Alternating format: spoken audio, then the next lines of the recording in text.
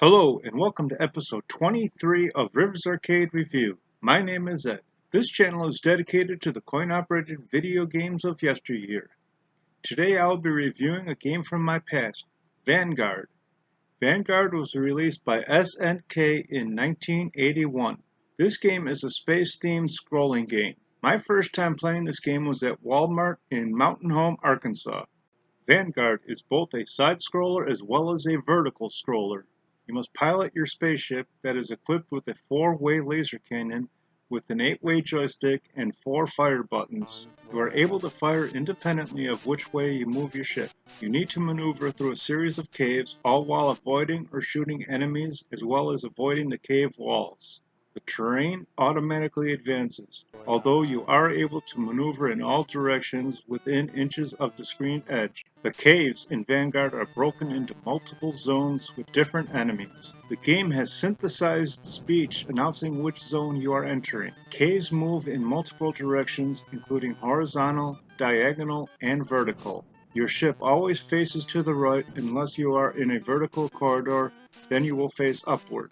You can follow your progress into the cave on the blue scanner display on the upper right of the screen. Your ship has a limited fuel supply, which is displayed on the upper right of the screen immediately under the scanner. The blue line shows the amount of fuel you have remaining. You gain extra fuel for every enemy you destroy. If you run out of fuel, your ship will fall and crash, causing loss of a life. Once you lose all your lives, you are able to continue by buying another credit, although you begin with the score of 0.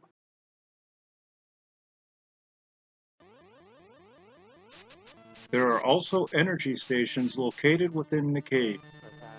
Flying your ship into these energy stations allows your ship to become invincible, allowing you to fly your ship into enemies as well as being able to fly safely through cave walls. The game will announce Blitz attack as you become invincible. The fuel gauge will show an orange display showing how much time you have left of invincibility. There will also be an audio message of "Be careful" will be sounded when you are about to become vulnerable.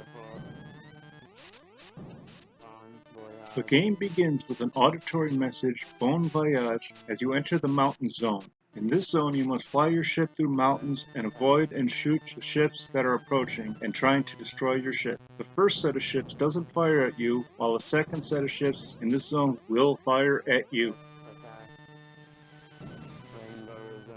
The next zone is the Rainbow Zone. In this zone, you fly diagonally up and to the right, while white egg-shaped enemies try to ram your ship.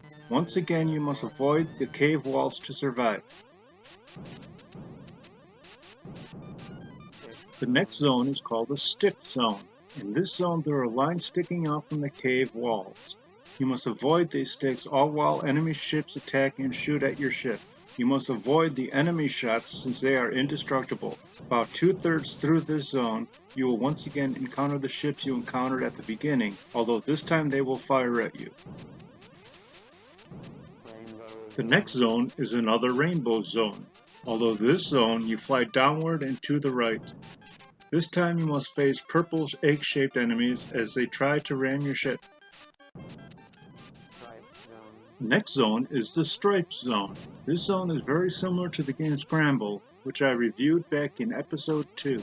In this zone you must shoot and avoid obstacles that are both on the top and bottom of the cave. There are also some enemies that move up and down like a door to block your progress. You must time your flight through to avoid being hit.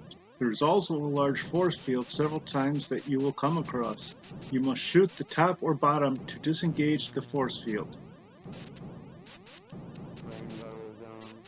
The next zone is another Rainbow Zone. This zone is once again upward and to the right. The white egg-shaped enemies have returned, and you must shoot or avoid them.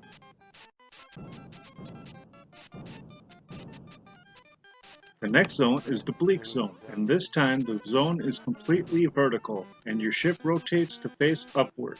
Here you must shoot or avoid snake-looking creatures. After facing the snakes, you are then attacked by arrow-shaped ships that quickly fly down to crash into your ship. After you complete all the zones up to this point, you enter the last zone where you face off against the game's boss. The boss is protected by two moving force fields with one small opening in each. The force fields move opposite of each other, so you must time your shot to penetrate both openings as they line up. All you need is one shot to get through to the boss and he is destroyed. You must also avoid shots being fired from the walls.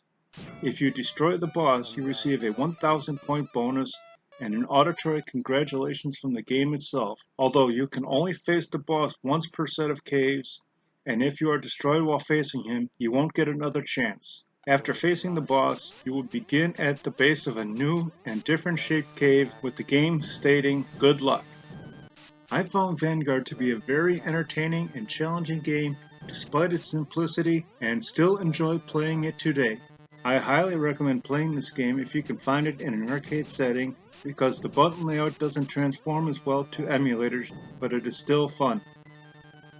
Thanks for watching. I hope you enjoyed it.